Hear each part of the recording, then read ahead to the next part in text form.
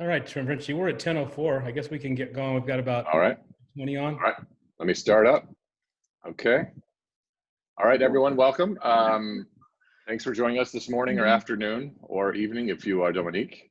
I want to go over the rules really quickly, which is not so bad. Everyone's muted. We will do a presentation where Frank will guide us through some visuals and have a conversation with Dominique, and she can present what she wants and help us in some education of her vineyards and her winemaking style and the run of her wines that you see behind her, most of them. And want to use the last part as Q&A. And to do Q&A, for those who have not been on these before, you just raise your hand. There's a raise hand function of the Zoom chat. There's this little blue hand that pops up that I can see, and then I can unmute you, and you can ask your questions directly to Dominique, and then I can mute you right back up. So we'll save that for the end and announce when we'll be taking questions. And then the other thing is to communicate as Frank and Dominique are presenting, use the chat function. You'll see a link down below on your screen, chat, and that's where we can put our wines and we can have discussion about the wines that we're drinking or anything else while the conversation is going on. And it's really a fantastic way to keep the interactivity going during the presentation as well. So we are recording, and I will share this on Wine Berserkers, of course, and post it there. This one will have a private link instead of a public link, but everyone on Wine Berserkers will be able to see it. So with that, I turn over to Frank, but also if you guys have questions of me, technical questions, you can use the chat or chat with me privately on there as well. So turn it over to Frankie. Thank you, Frenchie. Good to see you this morning. I muted myself already. I got to stop doing that. Okay. Good to see you too, buddy. I got my shirt on, my Berserker shirt. Yeah. We have a comfy audience today, so everybody's safely onto one screen. You can change the view up on the right-hand corner, and if you change it to speaker view, then whomever is talking at that moment, their camera or their screen will take up the majority of the space. So for those of you that are new, that's a little tip for you. We also interestingly have, and as we learned a little bit with Cedric, and as we probably will next week with Laurent, we're bridging the language gap here, and I think it's important as a global hobby and a global thing that we enjoy wine together. We're going to have times where we have to negotiate how to talk to each other, because some words will be known and some words will not. So on behalf of Dominique and Todd and I need that patience this morning as we move through the event, as we're working in languages that are not necessarily the same. I think you understand. But we'll continue to do these as long as there is demand there, and meet new people and enjoy these and learn together. So a couple of opening comments. And then in a minute, I'm going to show you some visuals to help us understand where we are and where it is Dominique is today. So I met Dominique in May of 2018 when I took my one and only visit to Champagne. Unfortunately, because COVID's in the way, next Thursday I would be flying to Paris to do another 2 weeks in France, but that's off. So we're going to have to figure out when we can get back there. In the meantime, we're using technology to visit Dominique today, and I'm thrilled to do this because the wine that I have open, 2014 Efflorescence, and I think a few of you others might have it open too, is on my list already for the year for my wine of the year. And we're going to learn about how she crafts wines like this in a moment, but I'm drinking something that is connected to me already emotionally because of a previous experience I had with it. In addition, when I met Dominique in 2018, I got to look around a little bit. I got to visit the domain. I got to watch Disgorgement because we just happened to walk in when they were doing that day. And I learned a lot that day by good fortune. And I also got to make a new friendship with Dominique, and well, I'm going to get to know her more today, as many of you will too. So I'm just really thrilled to do this. I know it's early, And I don't usually have a glass of champagne with me at 10 o'clock in the morning, but for Dominique, I'll do it for sure. So cheers, everyone. Cheers to you this morning. Yes. Okay. There's some things about Dominique that stand out to me. One, and she can clarify this or explain, there's no dosage in the wines. And I know it can be a bit dogmatic, and I can be a bit dogmatic about this also, but there's no dosage here. What I find in these wines is that the farming and the fruit intensity is so good that the dosage thing doesn't even come into play for me, because the wines have a freshness and a fruit concentration that make them beautiful. Next, at least important in my own philosophy, is the way Dominique farms. And as we all endeavor to have a healthy place to live, we can choose to make decisions with how we spend our money and support those folks, those producers who care for the land and the people that use it. So Dominique can talk about her style of organic and or biodynamic farming, and also how she thinks about taking care of the place where she lives. So with that said, Dominique, I'm going to show a map of where you are, and then I'm going to ask you a couple of questions and we'll get started. How's that? Okay. Thank you. Okay. So let me get to my desktop, folks, and let's see here. Get this out of the way. All right, can you all see the map? Yeah, I can see it, yeah, very well. Okay. So, oops, I'm blocked a little bit. Let me change what's on my side here. 1 second. I need to move the window for a second. There we go. So up here you see Reims, which is kind of the center of Champagne, and then on the other side of the park is Epernay. Last week we had Cedric on. Cedric is here in the village of Cuy. And then next week we'll have on Laurent Champ, who is in Rilly-la-Montagne. And that's where Villemar is. So I'll go a little bit bigger here so you can see it. So this is all around the park. What I'm gonna do is I'm gonna change to satellite, so maybe that'll give you a little bit better visual here. Let me see if I can pull in a little bit. So it's a big loop. So you have all the stuff around Bouzy-Ambonay, Verzenay, and then things on the other side up here, Chamery, and where Brèche and Savard are located. As we swing out and go through Epernay, we start heading south. We try to head south. And last year, when we were there in 2018, we stayed in this, what's a fairly good sized town, although many of you may not have heard of it, I'm not sure, Troyes. So we lodged there, and then as you get away from Troyes, you get into the true south of Champagne, or the Côte de Bar. So here you see Vouette-Sorbet, here's Bouchard, and this is the town, this is the village of Palaiseau, Yes. where Dominique is located here. I'm not sure if your screens are keeping up. I got to be sensitive to that. No, we're good. There's no problem. It's you. working great. Yep. When you move out of Troyes and you start to head south and west, you're going to see something very familiar here. And that is Chablis. So here's Chablis. I just put Louis Michel and Fille here, but if we go down here and we look at Chablis, you're going to know that what this area is, and I believe that's the Grand Cru Hill. So as we go back up, we go back north, we want to get back to where Dominique is. Let's go look at the village. And I'll have some actual on the ground pictures here in a minute for you. So Dominique is somewhere right in here, right?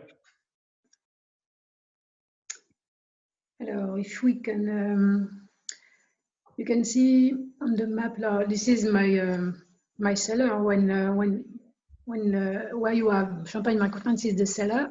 You can see a river over there, which is la Seine. So Palaiseau is settled in fact around the river la Seine. Yes, so this is my office, and in front of you have just in front of the buildings is in the cellar, which is under the soil, the big basement just in front of it. Right, down in here. Yeah. Right. And in front of, a little bit on the left, you have the buildings and the press, under the press, the cellar, and Right, in there. yeah. So Marie, Dominique, I'm going to stop talking for a minute and let you kind of introduce yourself, and then we can come back to this in a moment. So let me stop sharing. And why don't you introduce yourself and tell us a little bit about the history of Marie Courtin, your grandmother, and a few things about you that people would like to know. Yeah. So yes. No, do you prefer to start with the story of Marie Courtin? We can, if you want, we can make a little bit of stories about this this area to understand more why I take the name of Marie Courtin. Please. It could be the beginning if you want. Okay. Please. So, in fact, if we start the story at the beginning of the 19th century, so we are in 1800, 1850, a lot of, there is in this area 20,000 hectares, in fact, and a lot of people, if you look at the whole register in the village, many of the people are in fact wine grower, but wine grower who make their own wines for their own consumption. Others make wines and sell them to Paris or in France, and others grow grapes for negotiations, even at this period.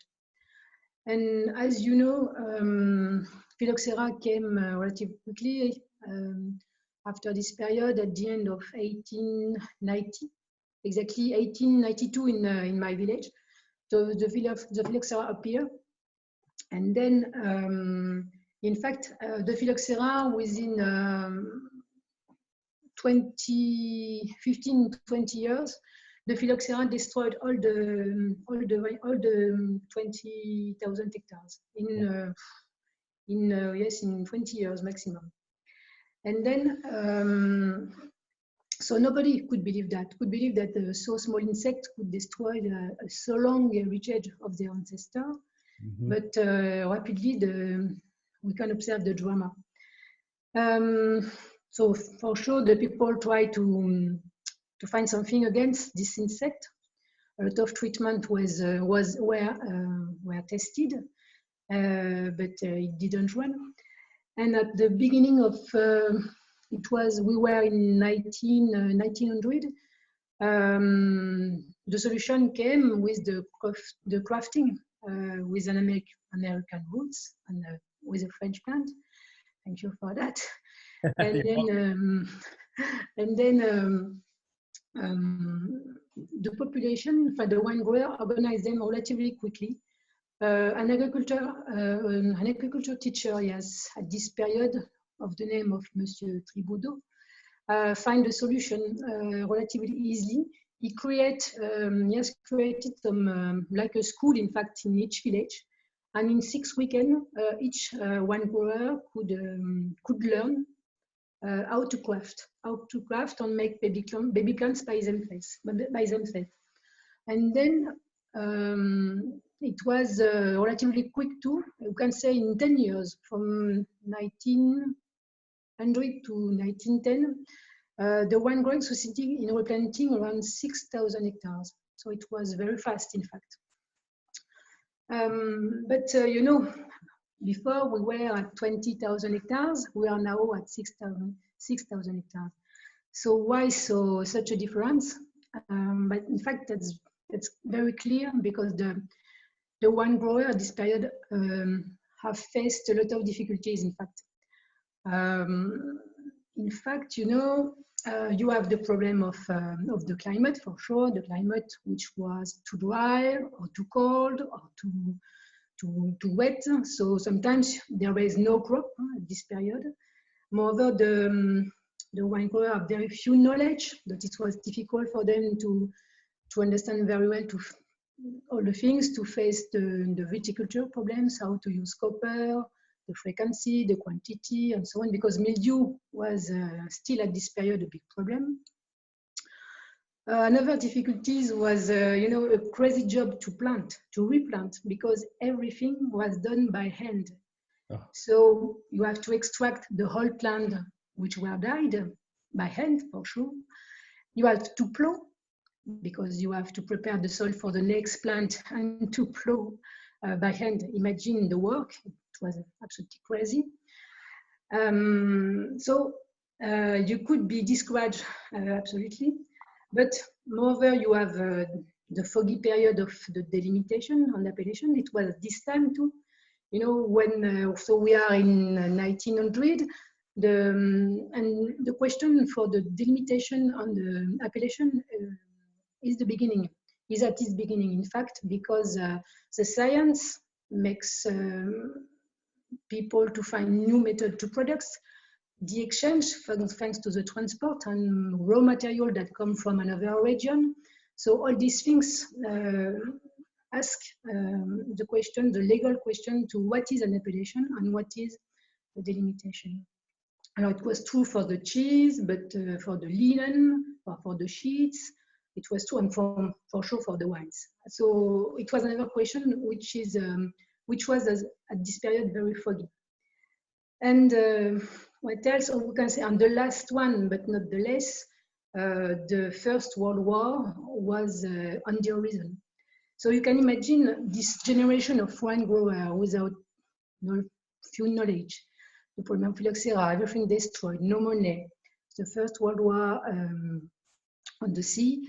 So you have to be very courageous, very strong, and for sure very enthusiastic to make to rebuild, in fact, these vineyards, this heritage.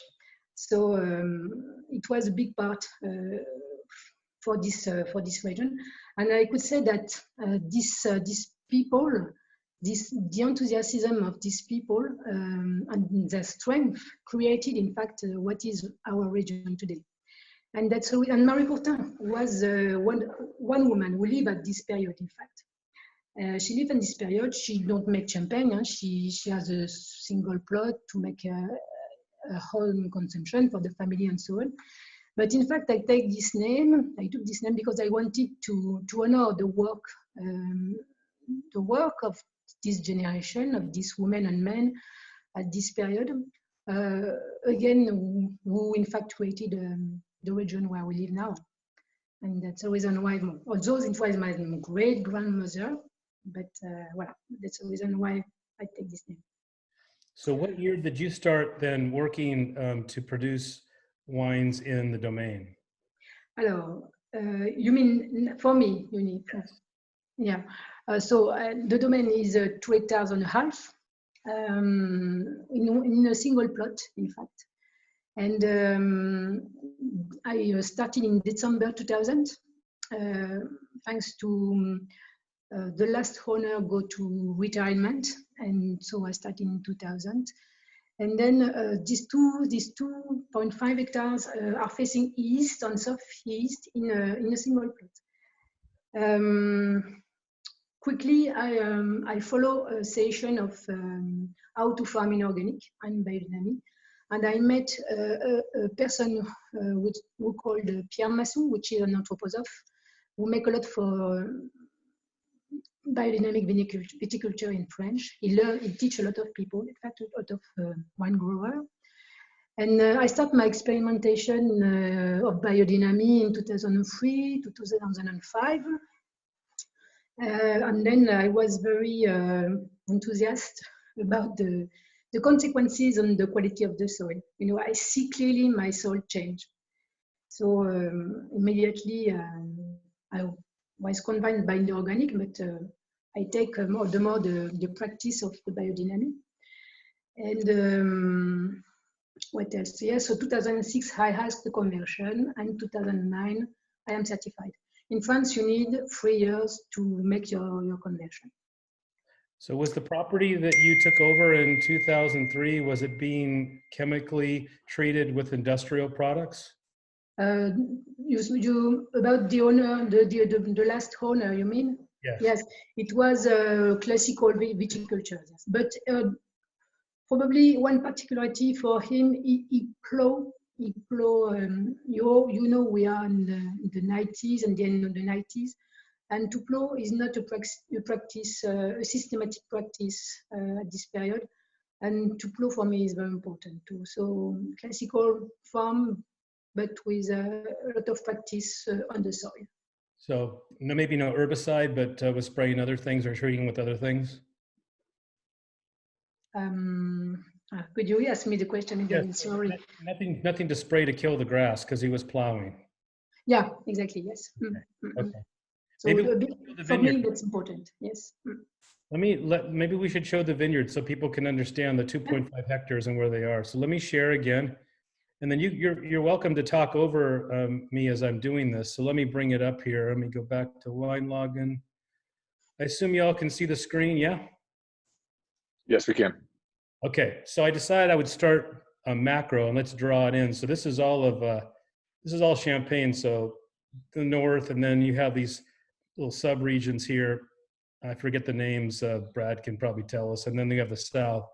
So let's delineate. So let's go down to Côte d'Ivoire. Now it's going to pull into here. Now we're in the south. And then the villages, Celles-sur-Orse is where Pierre Gerbet is, for instance. But so if you go to Polisseau, which is where Dominique is today. Now we're here. I'm sorry. I'm getting used to this mouse. It's not friendly for me. This little tail, correct, Dominique? This is the vineyards of the village, right? Yeah, this is. So this is, you show here one valley, another, voila, and I'm here near the road, near the road, yeah, here. So so my parcel, it just up to the, here? Up to the corner, yes, just up to the corner. Here you have the corner with the road, and then, well, this is my parcel. All this one is the parcel of Pinot Noir. And just on the top, more on your left, near the forest, here you have a small part, little bit deeper, more on the bottom, if you can. We can see, yes, this small part, a little bit more, very on the bottom of the picture. You have on your left a small part, yes, here, a small parcel, which is my parcel of. She froze. I think that's the Chardonnay parcel when she comes back and reconnect. Yeah. So Cyber, I think this is where the bottle that you're drinking comes from.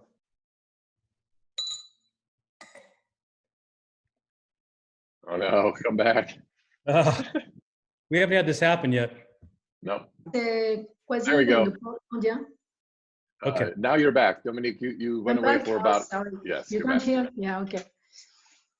So you have seen the parcel of eloquence. Yes, this one is the parcel of eloquence. You can hear me? That's okay now? Okay. Yeah. So this is the parcel of eloquence, this one. So Chardonnay, more on, so on the top of the hills, you have more Portlandia. On what you have shown, the 2 hectares of Pinot Noir are more on the Quimérien. Here you can imagine not a steep slope, but a slope relatively around 20, less than 10%, I think, for the Pinot Noir, which are more on the Quimérien. So Quimérien mean,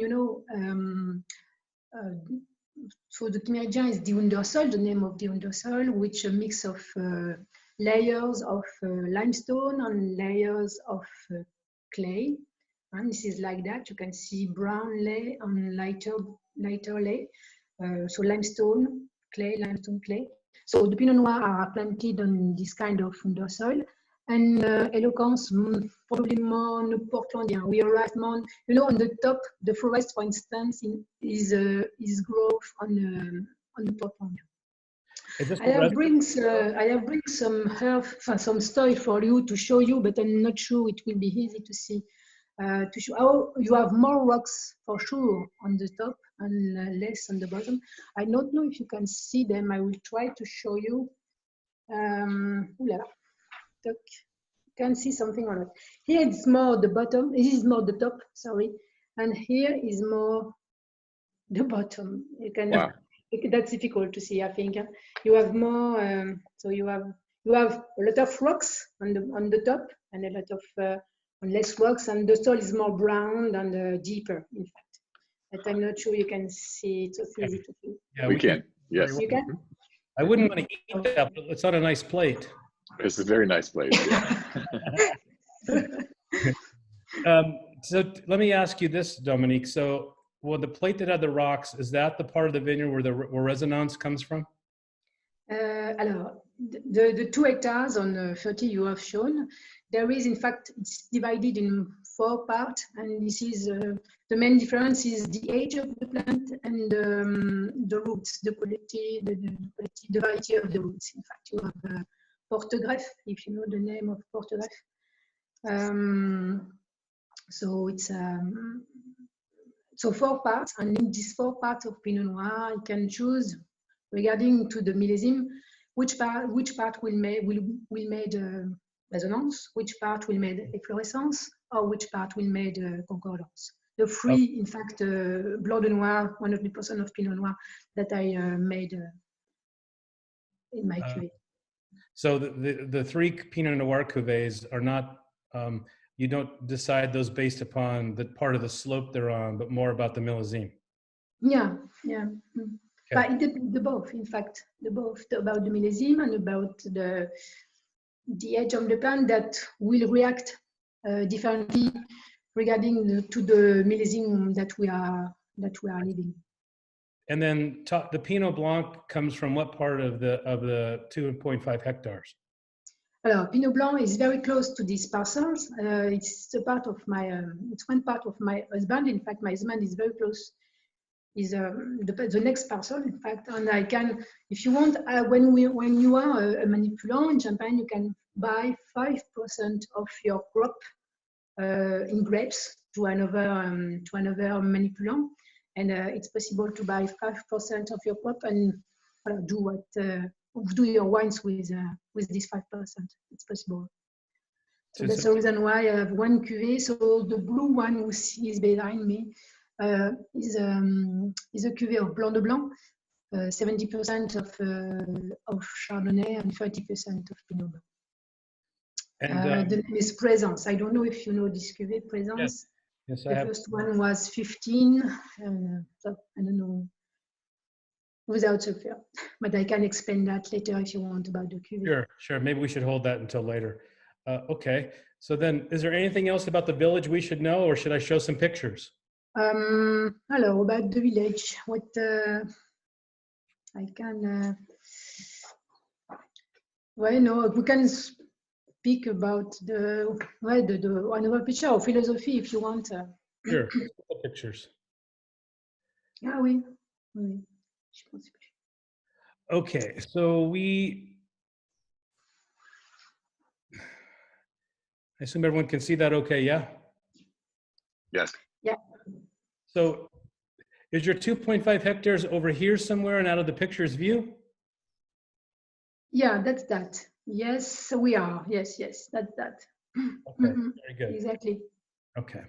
So that's what the village, and this road, if I remember, this is when we're going into the village, right? Yes. Very flat. Very flat, yes. And you can hear the hills, all the hills. You see, in fact, this is the valley. This is we are in the river just on your left. In fact, we are in the valley. In fact, right there, yeah, right where the trees are, right? He's opening the valley. This is the end of the valley, in fact. Yeah. Okay, all right. And then when we come into town, I got to move this. We come into town. Now this plot, are you still over here on this side? So this is the Pinot Noir. The Pinot Noir, the 2 hectares of Pinot Noir are here. Up here?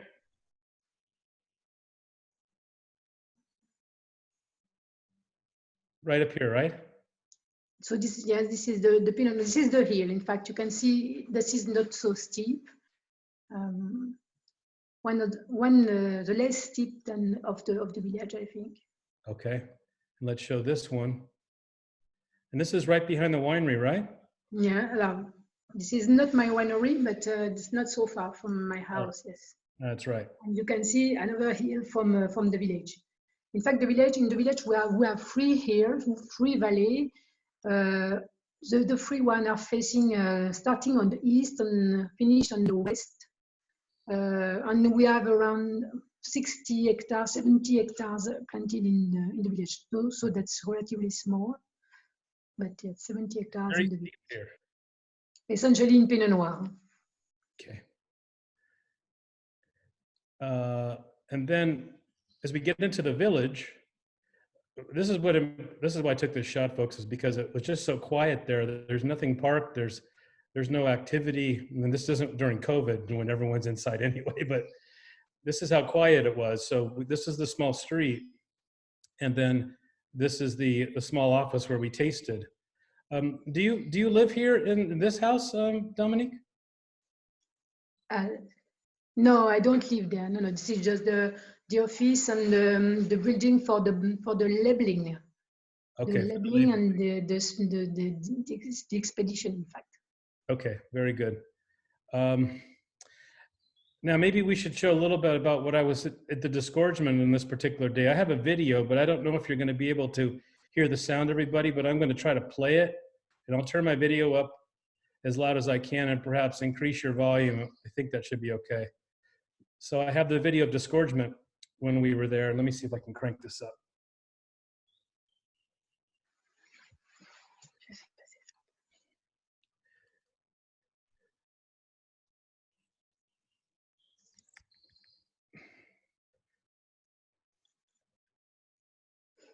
It's not playing right now. It's hung up for some reason. It worked good, Frenchie, when we tested. Yeah. Did you press play? Mouse over the bottom. Press play. There we go.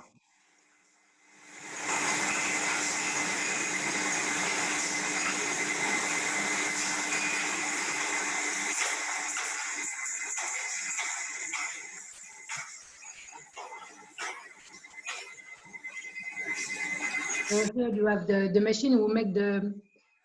In fact, it feels the quantity of the wines that sometimes is missing because you have just disgorging. Yes. Right. So that was the day of disgorgement, and I noticed that where the bottles are being topped, you don't use dosage. So is that just reserve wine that's going into the bottles to take care of the fill at the top? Yeah. So we take care of the fill at the top, and we, in fact, when we disgorge, when you are without dosage, you, instead of adding some sugar, you add some wines. In fact, you make the complement with the wines that you have in your cellar. And that's this wine here inside of the container? Yeah, you have in the tank. We keep them in tank. Yes, this is that, yes. Okay.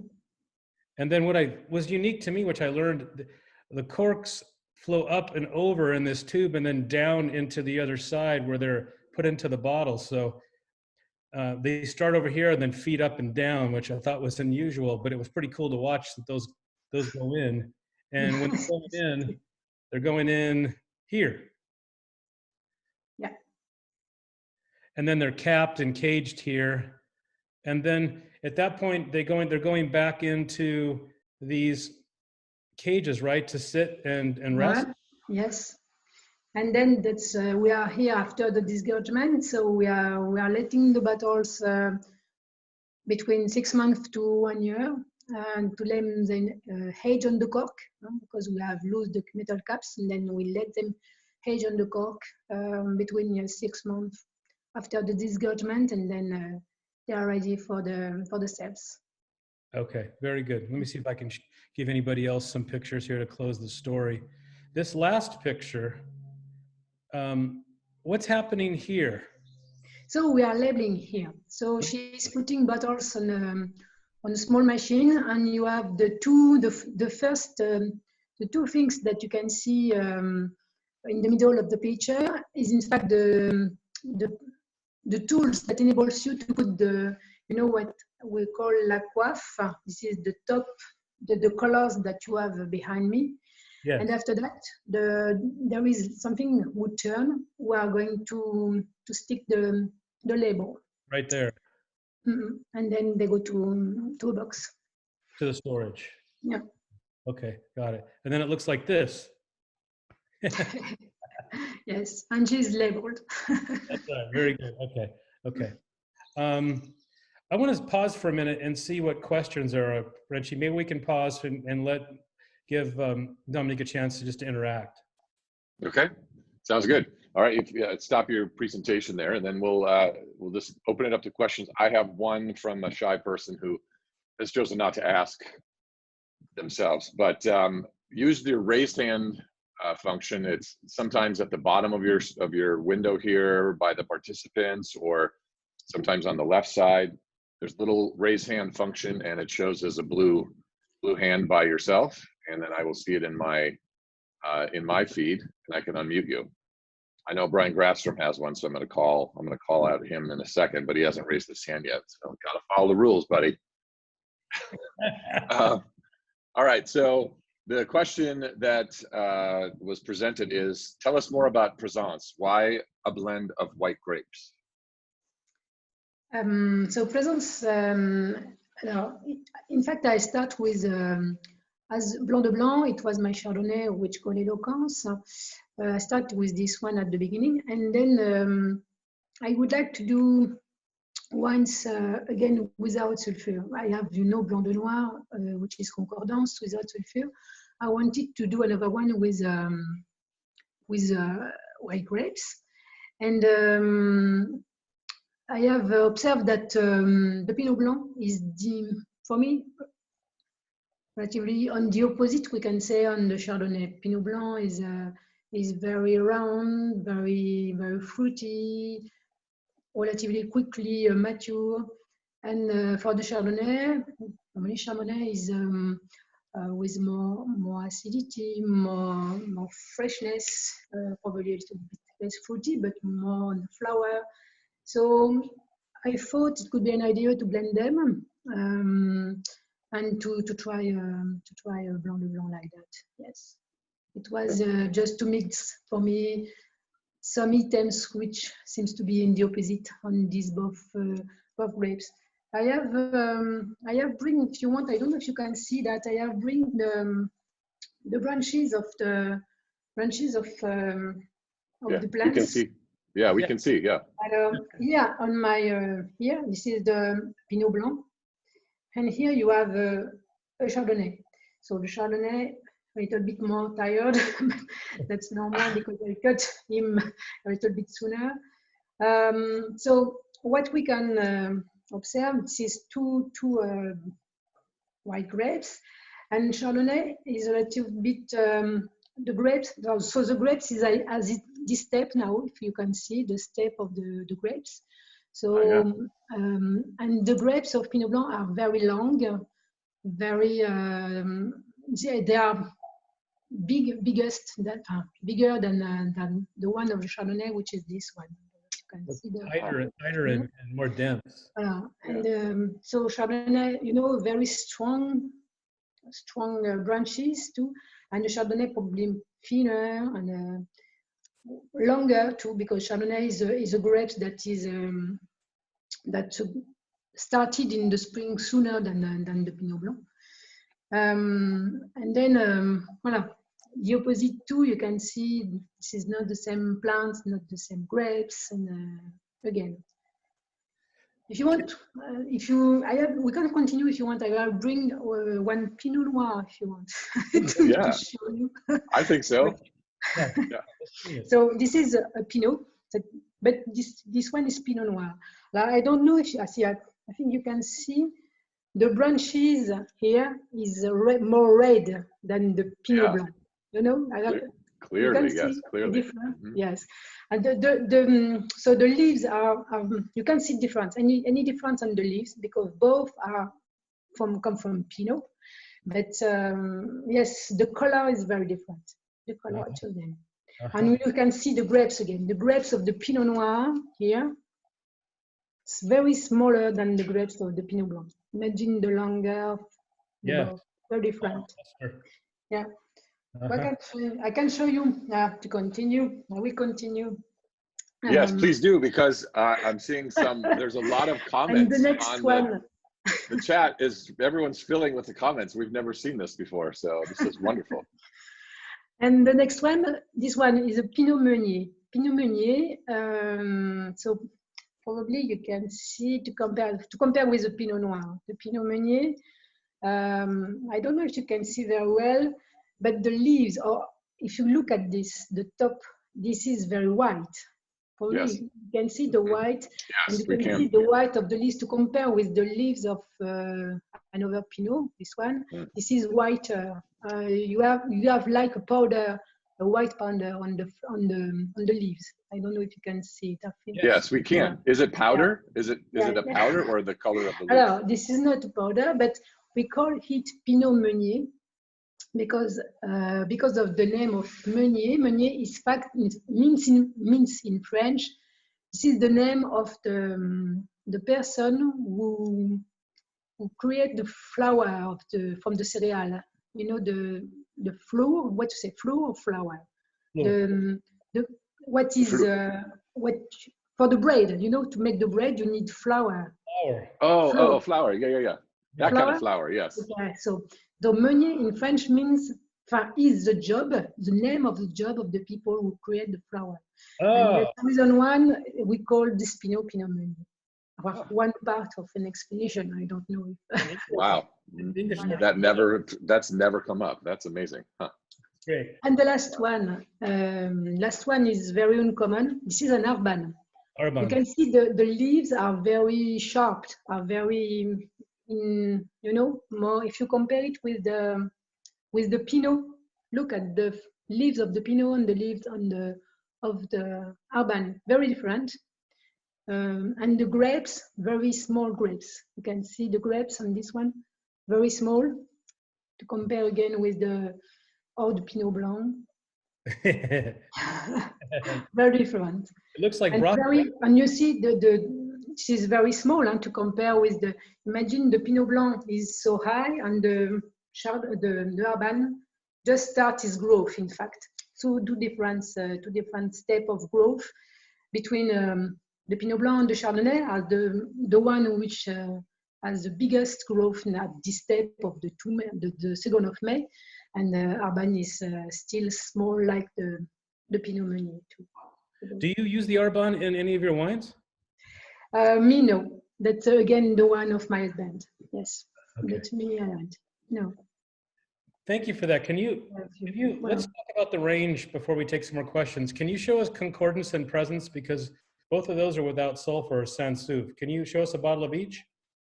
Yes. Alors, the Concordance is the orange one.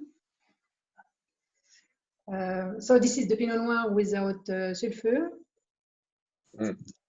And Presence is the blue one. Here. Not your Pinot Blanc Chardonnay. So the mix of Chardonnay and Pinot Meunier without sulfur too. So 2 bottles without sulfur, yes. Very good. And so would the grapes that go into Concordance be some of the similar grapes that would be in Resonance and Efflorescence? The question is how I choose them, you mean? Yes. Can you grab Resonance and Efflorescence behind you? Yes. Alors, they are here. So here is Resonance, the black one. So Resonance is the élevage is in tank, and Efflorescence, the élevage is in barrels. So steel or wood? Yes. Yeah. Steel or wood. And Concordance is wood or steel? Which one? Concordance is wood or steel? It is in steel too. Yes. Animal tank. Yes. Yes. So maybe without sulfur. Without sulfur. Yeah. And then the yellow bottle is the Eloquence behind you. That's the Chardonnay. Can we see that too? Yeah, exactly. I feel like I'm giving her steps today. Yeah. And this one, yes. So 100% of Chardonnay, normally half in barrels and half in tank. Yeah. Half 1 or 2 barrels of Chardonnay, and then the left in tank for the élevage. So how many bottles of Chardonnay, for example, do you make in a particular average? Yes, around 1,300, something like that. Very small. 1,000, yeah. Okay. And so We haven't then, we haven't talked about Allégeance or Indulgence, right? Are those the two behind you? Yeah, this is the one behind me. This is the both was rosé. So this is two rosé. Again, Allégeance is a rosé without sulfur, and Indulgence a rosé by maceration, relatively long because 3 days or 4 days.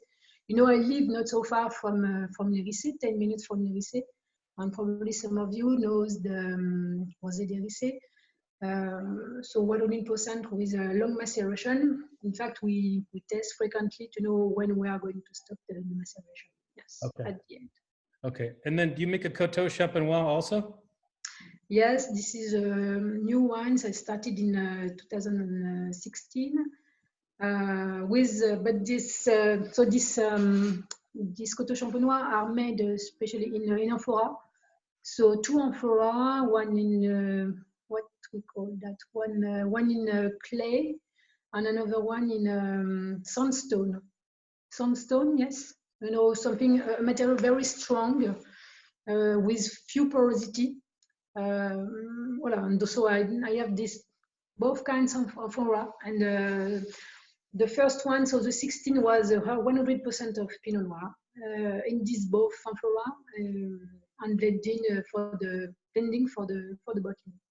So it's clay. I think in American we would probably say part of it is made in clay, amphora, and part of it is made in cement. Maybe? Sorry, I didn't catch everything. You said sandstone. Did you? I think I'm trying to get an English equivalent. Probably, yes. This is something very strong with very few porosity.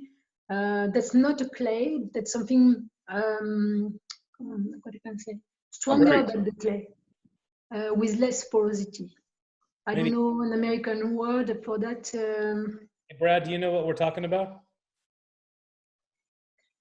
Le grès, ouais. Grès, we Yeah, say grès. it's just a concrete. GR, I will write for you. It is GRS. So Brad, it would be like a concrete vessel. Yeah, I mean, and again, there's different porosities of concrete. So this is going to be one that isn't nearly as porous, I would say, as some concrete. You can get it in different shapes, but you could look at it. I've seen some that can be concrete eggs. They can take different shapes. But a lot of times they're used, and I don't know how Dominique is using hers too. You get a nice, I don't know, movement of the lees. So you get a different textural element to the wine, I find, from the vessels normally. But you don't have the oxidation that you would get from a barrel or something else. So you get freshness with a really nice, to me, kind of a creamy texture, especially as a still wine. Let's see. Dominique, do you have a bottle of that nearby? You can show the label to the audience? Yes, I have somewhere. Well, yeah, she's here. Get it close to the camera so people can see the label, because it's very unique. Yeah, so this, I don't know if you can see with the... Yeah. Yes. Yeah. Maybe so close. This is the label, and the first bottles were sold at the beginning of the year, or at the end of the last year. Yeah. Right. I have not yet to Le Blanc du Tremble. Le Blanc du Tremble. Le Tremble is the name of the parcel you have seen, the 2 hectares. In fact, each parcel has a name, and the name of this parcel is Le Tremble. That's the reason why I called him Le Blanc du Tremble. Yes. Okay. Very good. Very good. Thank you for showing. All right, we've got a question from Brian Grafstrom. Go ahead, Brian. Wait, you've muted yourself. You're going to have to unmute it. There you go. Brian, you're unmuted. You're good.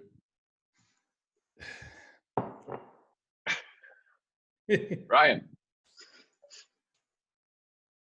All right, skip him. All right, we'll go. We've got Counselor Cyber unmuted. Here you go. Chris, go ahead. Hi, everyone. Dominique, thank you so much for all this information. So you make your wines with no dosage. I'm curious how or which direction you arrived at the decision.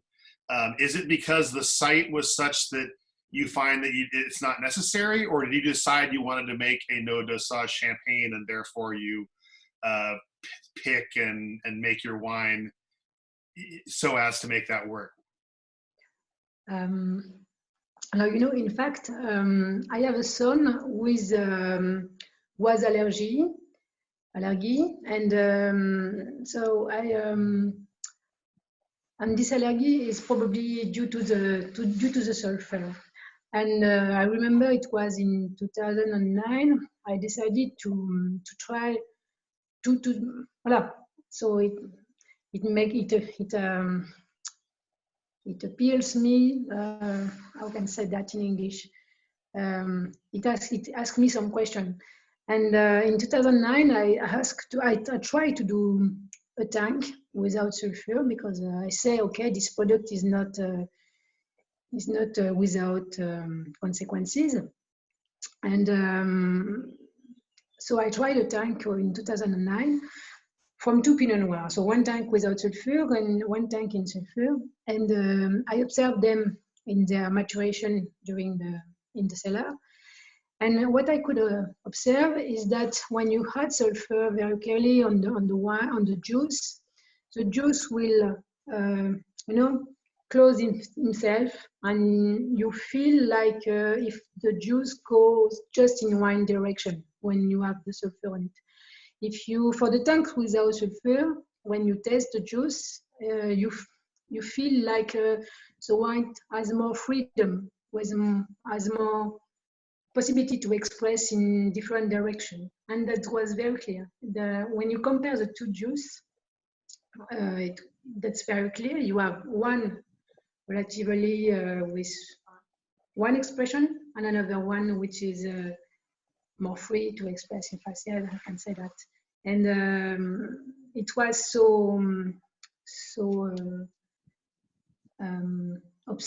observable, you can say that. It was so observable. Obvious maybe. Yeah.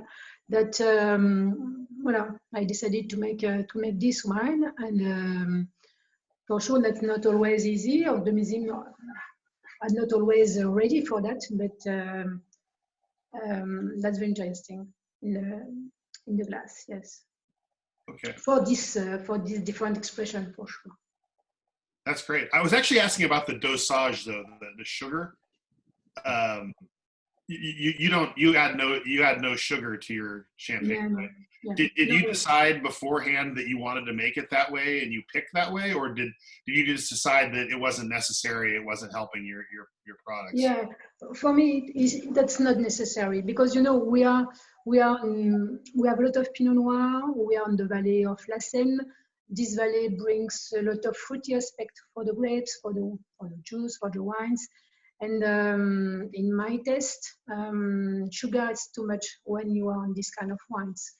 So that's true. Sometimes the wine are very vertical, or probably a little bit strict, or more difficult when they are young. But that's my philosophy, yes. And my taste too. Do you pick the grapes later, or because you're not going to add sugar, or not necessarily? Alors, I have had sugar on Allégeance, the rosé by without sulfur, had a small dosage of 3 grams. Just this one was with a dosage in all my range of cuvée of millésime. Do you pick later because you don't use dosage on most of your wines? You pick a little later than most? That's what Chris asked. What is a later? For the time of the harvest, you mean? Yeah. Yes, harvest. Alors, no, especially. No, not at all. No, there is no link between the both. For me, no. Okay, interesting. Thank you. Okay, I'm going to try with Brian again. Brian, let's try again. You're unmuted. He chatted with me that he was he was speaking and no one could hear him. I think it's done. All right. Well, he put it in here. Okay. Wow, that's a long one. I find that's a long one. How do we change that? Well, let's see. You figure that out. I'm going to call on Brad. Brad, I'm going to unmute Brad for now, and you figure out how to translate that. Go ahead, Brad. Question for you. For the Coteaux Champenoise, what made you choose to use the clay and sandstone or concrete amphore? So I saw Santa put in the comment that the shape is just the regular amphore shape.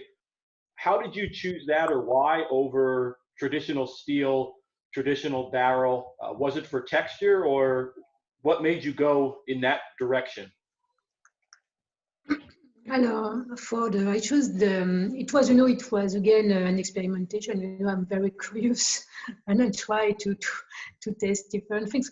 As I have just one parcel of Pinot Noir, the only manner to make different wine is the élevage.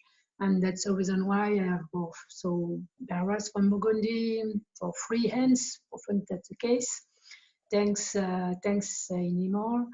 And then sulfur or without sulfur, and the last one with amphora with two of different materials. And it was an experimentation again, and I found that clearly these wines at the end of the élevage was probably these particularities probably was much made more for a white wine than wines with bubbles. So then I don't know if I answer your question, but no, that's good. So then you probably wouldn't be using the wines in the amphore to make champagne. Then you would use them for just the Coteaux Champenoise. That's your feeling so far? I can. Yes, I have do it. I have do it in 18 for the millésime 18. I have made one of 100% of Pinot Noir too, that I have made for champagne, and another one this year with a Chardonnay. So yes, I think this is I have just how we say that. I have just free experimentation with the amphora, so I understand them more and more year after year. But so this is free. I have free Coteaux Champenois and two champagne from amphora. So I can tell you more about a few years about how they are going to evolve. In fact, yes, but that's very recent for me, and yes, we have to wait a little bit to speak about more details, perhaps, for that. Yes, that's good. Yeah. Very good. We have something to look forward to. Thank you. Okay, so Dominique, I took the question from Brian and I put it in French in the chat. So if you could see it there. Yeah, okay.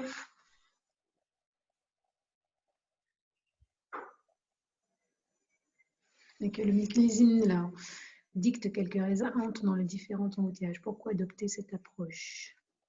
Alors, je trouve intéressant que les embouteillages spécifiques ne proviennent pas de la même parcelle chaque année, mais que le millésime dicte que les raisins entrent dans différents embouteillages. Pourquoi cette approche? La volonté de chaque embouteillage a une personnalité particulière chaque année. Yes, so we can say, regarding to the millésime, sometimes you have different quality of grapes, because you are facing probably a June difficult, a July very dry, or July very rainy, August again brings something different, and so at the end you have grapes which the quantity sometimes is different, so you have not the same concentration regarding to the different millésime. If you have a millésime more difficult, sometimes you have less crops, and then the concentration will be higher. Or what else? If on the quality of the grapes, sometimes you have if the millésime was cold, it's not always easy to have good sugar. The level of the natural alcohol is sometimes a little bit smaller than lower than usual, or the acidity too. Regarding to the millésime, to a cold millésime will bring you sometimes more acidity. So all these things have to be thinking, have to be reflecting before choosing what you will do with this kind of grapes. Are they going on the barrels? Are they going on the amphora? Will you do a rosé or not rosé? All these things, yes, are thinking just before the harvest, 2 or 3 weeks before, and because you have understand the millésime, what you try to understand the millésime, because it's not always easy, and you try to understand, to project what will be the future of the juice that you have obtained on this harvest. So Brian, it might not be any different than what happens in California, where there's decisions made based upon what comes out of the vineyard and what Mother Nature has given that year to figure out what goes where, and does it go in stainless, does it go in barrel, do you make a rosé, what's the acidity like? I mean, it's all dynamic decisions, it would seem. Yeah, evolution, every year different. Yeah. Other questions, folks, any more? We're clear on the questions, unless you guys want to raise your hand, go for it. Oh, here we go. Santa, here you go. Hi, Go ahead, Santa. Santa. Hey, hey everybody, can you hear me? Yes. Yes, we can. Yes. Yes, very nice. There you go. No, you're back. You're back. Oh, muted. Hold on. We can't hear you. Okay. Okay. Can you Go ahead. hear me? Yeah, you're good now. Hey, You're good yeah, now. now, Yeah, no, thanks. So to Dominique, I want to say thank you, and just to comment, I don't have a huge question here, but I want to say hi from Berlin, and we appreciate your wines. We love your champagnes here in Germany. They are very rare. Coteaux Champenoise, I even never seen here. It's like Sauvage and a very wild wine. Yeah. And yes, and I hope it will come more in this land, in the Berlin. And thanks for the amazing wines that you brought today to show, because it's such a pleasure to see what's happening, what's going on now in Champagne. We cannot attend and visit you now, the vignerons, but the importers all over the world are like crossing fingers. Yes, there will be a good harvest today, this year. And it was amazing to see this development and how the grapes are different from each other. And thank you so much for this. Thank you for you. And as soon as it's possible, it will be a pleasure to receive you at home. That's not so far from Germany. Okay. Yes. Okay, Yes. so, oh, sorry. There's one more question. It was posted privately to me from Alan Rath. For Dominique, how would you compare recent vintages? Are some cuvées favored in warm or cooler vintages? So the question is, I will repeat it. I'm sorry to be sure to have understood.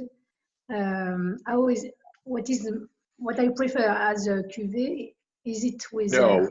How would you compare recent vintages, and then are certain cuvées favored in warm or cooler vintages? Yeah. So in fact, to take 2 examples for the recent vintages, 14 was cold, rainy, very cloudy from June to August, and with a quantity, with a very good quantity. And 15 is the opposite. It was warm, very dry millésime. June and July was very hot, and very few rain during August. And to compare them, you have 14 with good acidity, elegance, freshness, and something that can age for sure for a long time. And 15, which is more concentrated because few crops, but with a lot of sun. is very, so good concentration with a lot of fruity aspect of the wines. A very good year to make rosé by maceration, because you know rosé by maceration, the best millésime are the millésime which are very hot with a lot of sun. So a wine probably drinkable sooner after the élevage, and yes, sooner, ready to drink, yes, relatively, yeah, very quickly, more quickly, probably. Okay. I have another question asked privately. Are there plans for the Arbonne in the future? You know, with my husband, we have planted this Arbonne at the end of the 90s, in fact, because we can forecast, we can see, even at this moment, the beginning of the change and the global warming arriving. And we have planted it to see what we can obtain with Arbonne at this period, because probably everybody knows that Arbonne is more difficult to farm, and for sure, Arbonne is a plant that gives grapes with more acidity. This is very difficult. This is a plant which is very difficult to mature. Sometimes, many times we have to harvest them after all the others, in fact, because it's longer to mature. So a lot of acidity in these grapes. And why? Probably, I don't know if it's an answer for the future, but what we can observe, nevertheless, so we can understand that it was given up by our elders because it is very difficult to farm. So an answer or not an answer, that's difficult to answer the question. I'm not sure. Dominique, what are you drinking today? Before we end our questions, that's my last question. What are you drinking today? What I am drinking? Yeah, do you have something open now? Yeah, this is Efflorescence 2014, like some of you. That's my question. Can you describe it? So Efflorescence, so 100% of Pinot Noir, maturing with an élevage in barrels. So with old barrels. The bottling was in July, so that means 10 months in barrels. You know, I put the wines in the middle of fermentation in barrels, and then let them finish the alcoholic fermentation in barrels, and then the malolactic has been done in barrels too during it was probably the end of May or the beginning of June, and then we have bottled in July. So as I said, 14 was very cloudy millésime, very cold millésime. So the acidity was 1 point higher in average than the other last 10 millésime. Wow. So I think it's a wine that can evolve more than for a few years again. And then probably that's it. I don't know what do you think about this wine? Which noise you can have? Or God, you and I have it open, so yeah, I posted some of my notes on the way through. So, but she hasn't had a time to actually sip any of it. She's been talking the entire time, so she had it open and didn't get a chance to actually sip any. I find it to be, I find the barrique to be in this wine more dominantly. Also, what's in my glass, it's pretty still now. The bubbles are gone. I just let it sit. So kind of a green apple meets raspberry, and there's kind of a savory element that underpins all of this. And the acidity is nice. That's what I found too, is that the longer it was open, the more savory it became. Probably you can feel this acidity on this wine. Yeah, yeah. Grapefruit or tangerine or something like that.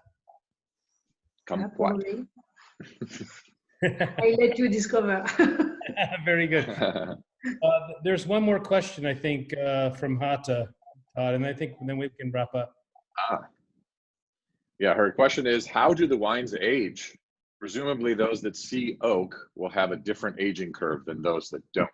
Do you know or believe that? How well do your wines age? And do you believe that those that see oak, that are in oak tanks, will have a different ageability than those that do not? What is a curve? A different aging curve? Curve. So will age differently. Like will those in stone tanks age differently than those that have been in oak tanks? Yeah. So if you want oak, that's the same difference between, wax I explained between the two amphora. In fact, the porosity of the material is very have a big consequences on the élevage, on the white when you are in the cellar from the harvest to the bottling. It depends what kind of the choose of the material. For sure, the material itself is important, but at the same time, the porosity, because the porosity will bring more oxidation in the wines before the bottling, and so you will have something different. You will have something with another evolution. Yeah, porosity, so less or plus porosity. Like clay or porosity. So in barrels, you have a strong porosity too. So there is a micro-oxidation during the élevage in wood. So will efflorescence last longer than resonance? If you keep them in the cellar 10 years, which one will age better, do you think? I think if you want an answer for me to this question, you have more to look at the quality of the millésime than the élevage, probably. You will, for sure, you will have a difference regarding to the materials. You will have a difference when you look at the aging, but the quality of the millésime probably has more an impact on the evolution. That's what I observed for this on the last millésime. Yes. Very good. That's very good. Thank you. Thank you. Well, I don't see any more questions. Brad, do you have anything pumping around your head? All right.